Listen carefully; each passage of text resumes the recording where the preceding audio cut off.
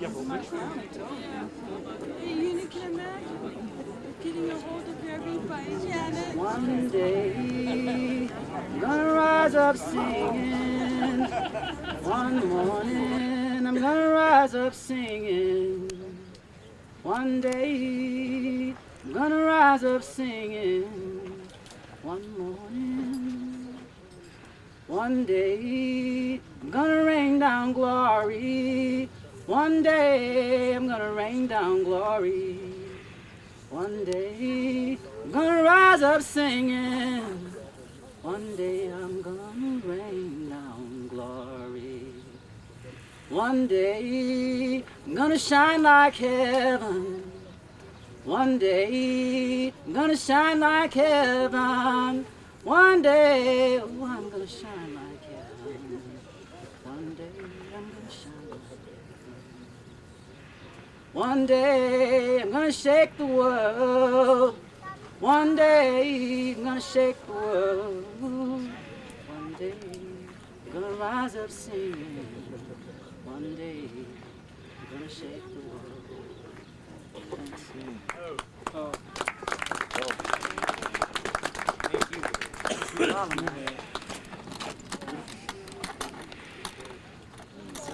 That's all he said.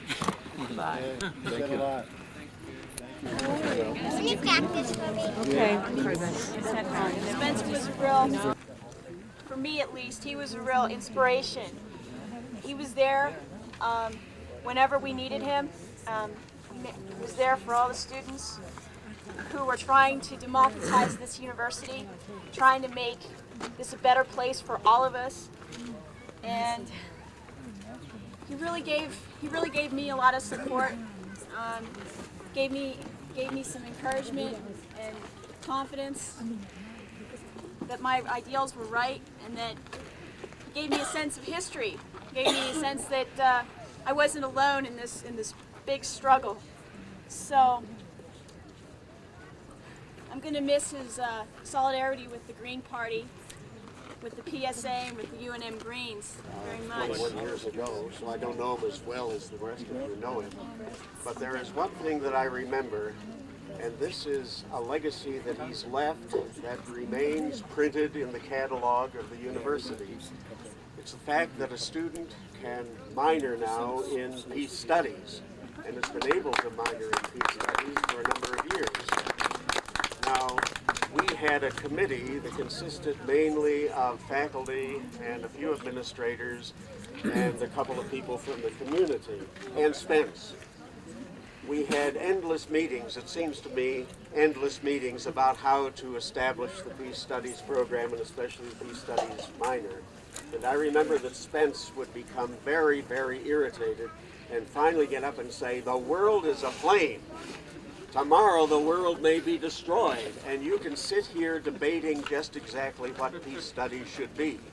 If it had not been for Spence, I'm willing to say this, if it had not been for Spence, we never would have reached any kind of conclusion that would have been brought to the Faculty Senate, and therefore the Peace Studies program will remain, as long as it remains on the books, part of Spence's legacy. My name is Price. I was a neighbor for this man for 20 years. We worked as a partner, making boxes, making belt buckles for Kent Reed.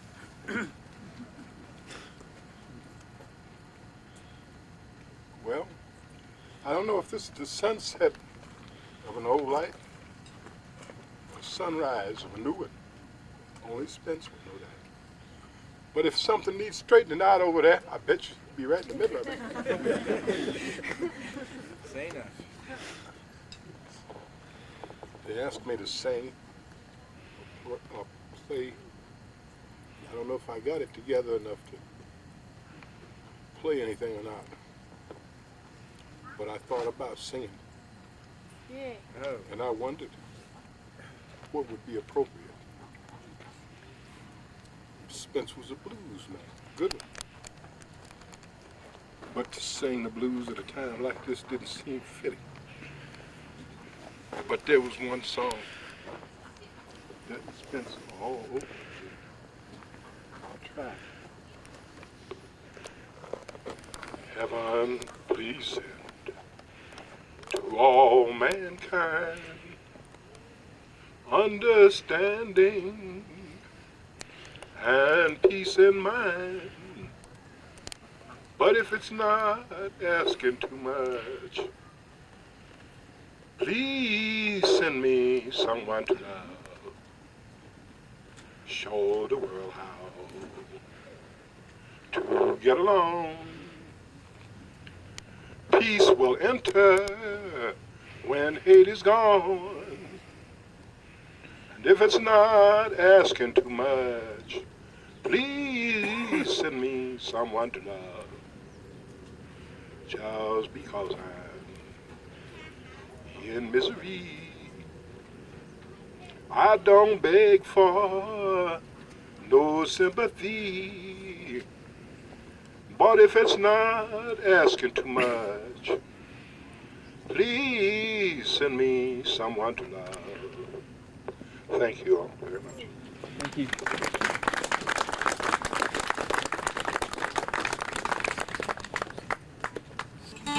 This one's especially for Spencer.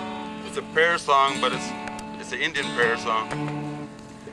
I used to always play this when Spencer and I played.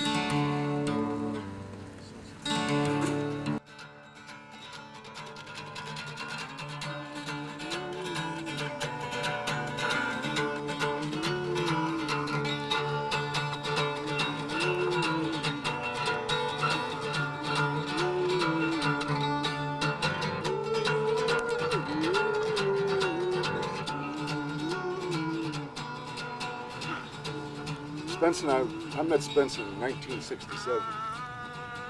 And many people that may or may not know this, but Spencer and I were roommates in 1967. Spence was a VISTA volunteer. And at that period, there was a lot of activity going on. I knew Spence too since the Vietnam War. And Spence was always calling me to bring something to my attention. And the last thing he brought to my attention was Clinton's signing of the welfare bill. He said, we can't just let this go, we have to do something. So I passed the buck and called Jerry Ortiz-Pino, who organized an event of protest. That I want to thank Spencer for continually thinking like and living like that dirty, dirty, dirty word, like a liberal. This is a poem by Charles Ulibarri in memory of Spencer. It's called An Old House on Edith. Deep, deep, deep into the night, in between each of the combustible sets, our songs crescendo and ricochet off ceilings and walls until the dawn of day. Spence Walaitis presente.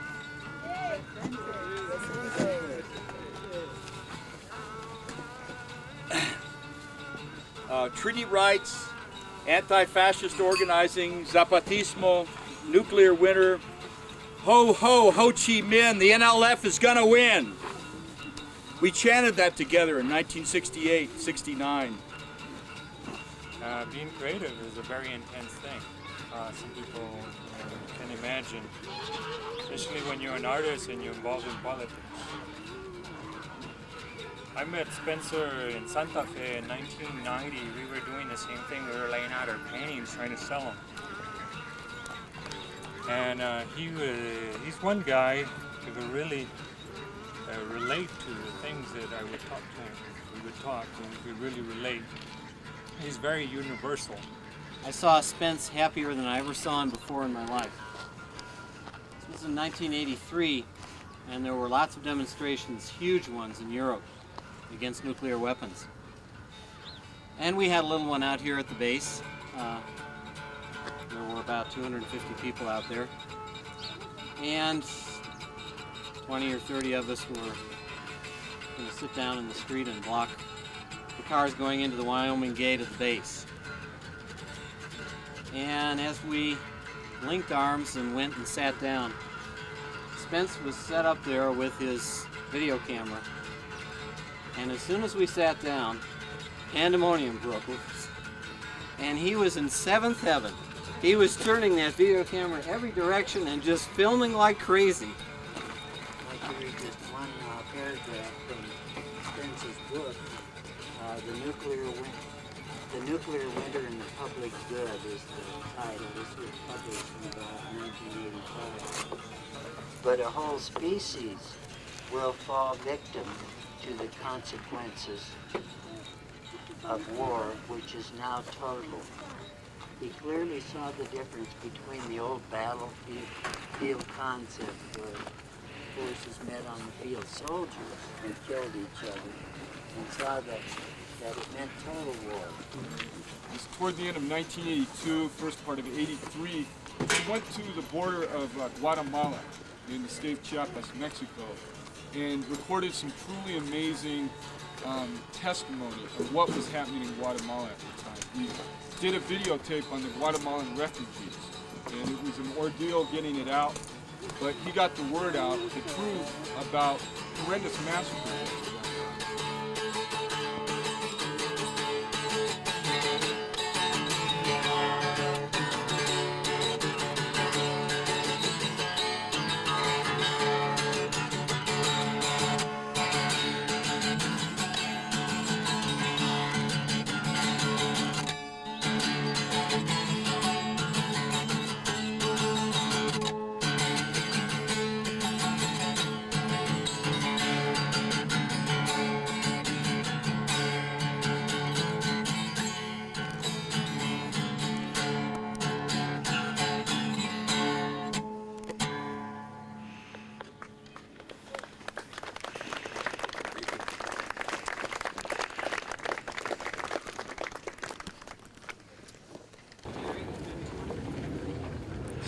Spencer was a great son. He was a wonderful human being. And he cared about everybody, especially the poor people. I loved Spencer dearly. And we'll miss it. I want to thank you all for coming here. And remember, dear Spencer, thank you very much. In a train ditch, caught on a limb. You know better, but I know him.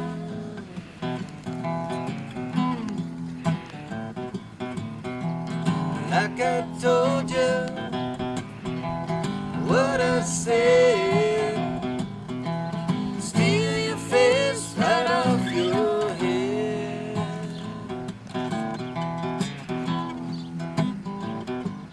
Now he's gone.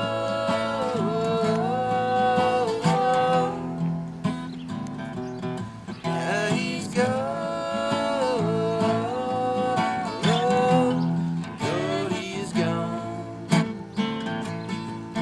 He's gone.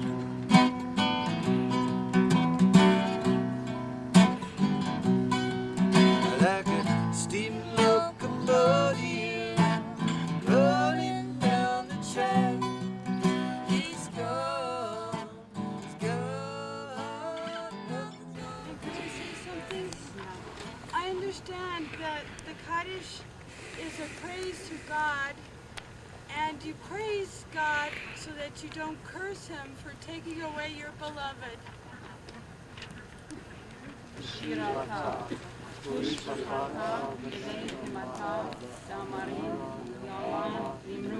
Amen.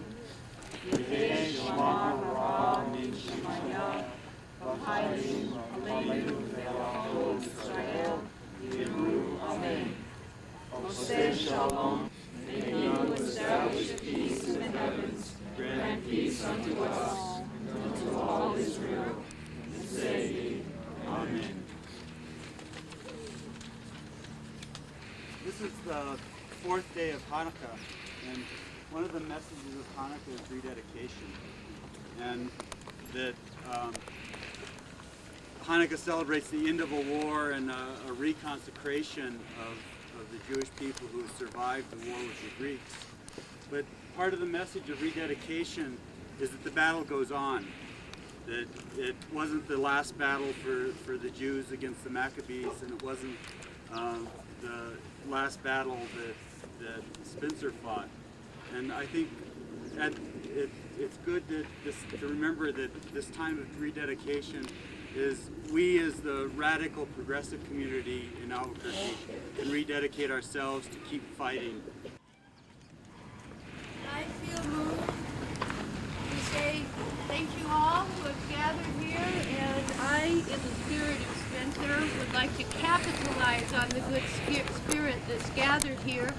Specifically, it refers to the homeless, the plight of the homeless. And many people do not know that there are an estimated 3,000 to 5,000 homeless people here in Albuquerque, and there are at maximum 450 emergency beds available. It's so bright and colorful. It's incredible. Yeah, it's wonderful. It's erotic. It's wonderful. Yeah, here's the book. I love it. And is this what he was selling to earn his living? Yeah, he was offering these on the street in front of the, what's the name of that hotel? La Fonda. Yeah, you know, the Fred Harvey down on the plaza. Yeah. No, he paid rent on the sidewalk to have a table there. And he sold these, and he made, you could buy a print of his, a color Xerox for $30.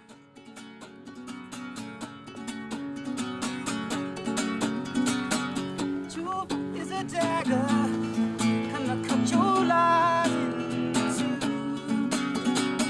Tell me what you're gonna run. Tell me what you're gonna do. Spence had this plant for maybe 20 or 25 years. And he's been in Albuquerque for a long, long time. And I see that he was very loved. And we'll be in touch.